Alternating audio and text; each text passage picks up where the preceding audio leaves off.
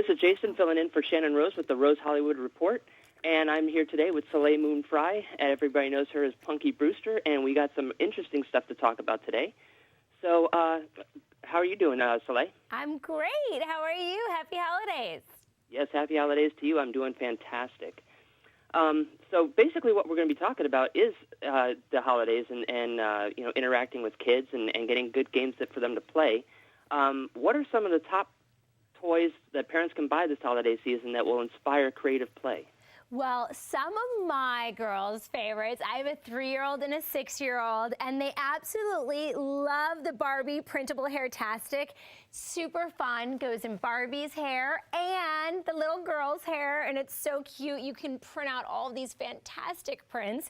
And over here we have the Disney My First Princess doll and toddler dress gift set, and you have your cute little doll and then the dress that goes with it, and so your little one can dress up in the same dress, which is fantastic and so cute.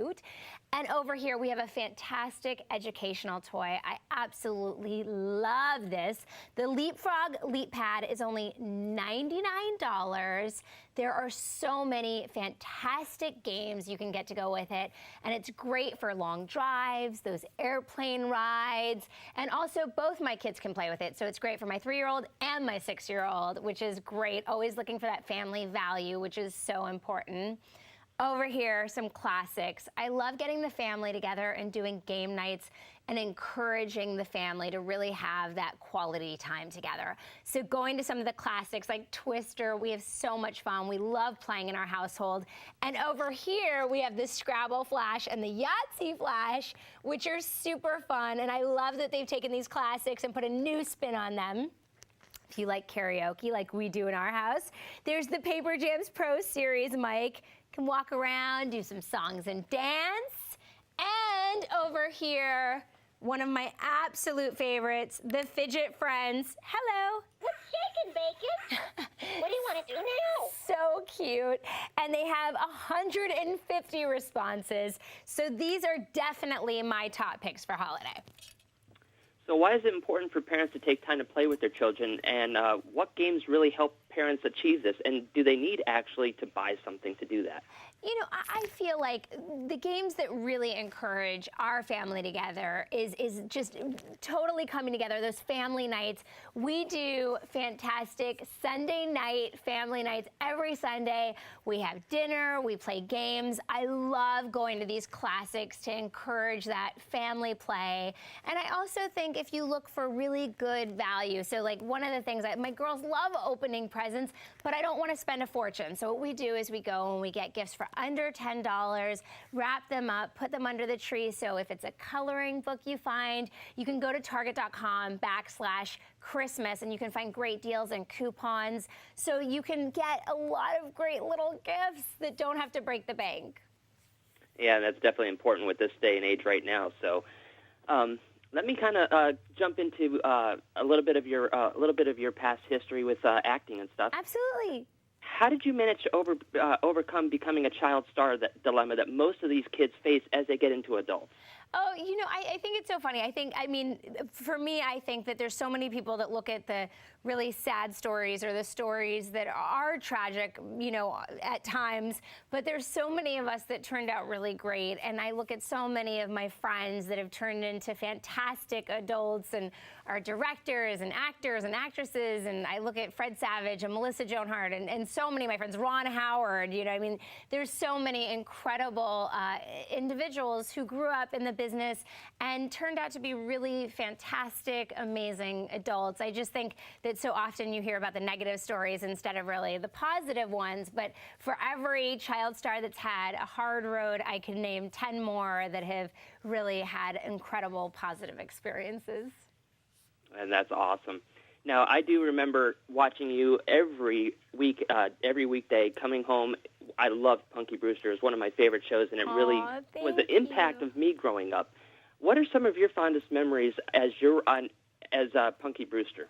Oh, I have so many. I love that, we were really playing make-believe and had so much fun. So we were always riding scooters around the set and having a blast. And some of my favorite episodes, I absolutely loved the Challenger episode because I really did want to be an astronaut. So that episode was very close to my heart. The episode where Cherry got stuck in the refrigerator, I don't know if you remember that, but it taught a lot of kids CPR. And I still get letters today from people that are like, I saw that episode and it helped me save a life. And so that was one very close to my heart. But I hold Punky very close to me, and she's still a big part of my life. And I love her spunk and her energy, and I'll always carry her with me. And if you could do anything again throughout your career, what would it be? And do you have any regrets? No regrets, absolutely not. But could if I could do anything over again, is that what you said? Yes. I'd love to go back and hang out with all the old school crew. You know what I'd really like to do is I'd like to go back to summer camp. I love summer camp. I'm a total camp girl. So I'm always saying to my husband, like one of these years on my birthday, I want to go back to camp. Like, let's just have a summer camp fiesta. Wouldn't that be awesome if they had stuff for adult Yes, camp like they do with kids? I have to say, I did go to family camp with the kids last year. It was very funny. And, of course, I got very competitive when it came to, like, the color wars and everything. The camp kid in me totally came out. That's awesome. And we're going to finish it up with this one, but it's kind of important because, especially with kids, what advice do you give parents whose kids want to be an actor and actress and get into sports? Should parents encourage their children to do so? Well, I think it's important that first and foremost that you always make sure that your kids get their education. So my mom always encouraged us to go to school and to take that time to really be kids. So if we were doing a show, like there was absolutely no way we could work during the summers. We went to summer camp. So as long as you find that balance, and I really recommend getting them involved in a theater group or, something that for me I'm exploring is like what are the classes they really love and they really want to take and seeing what they're drawn to, but definitely trying it out and making sure it's something they want to do.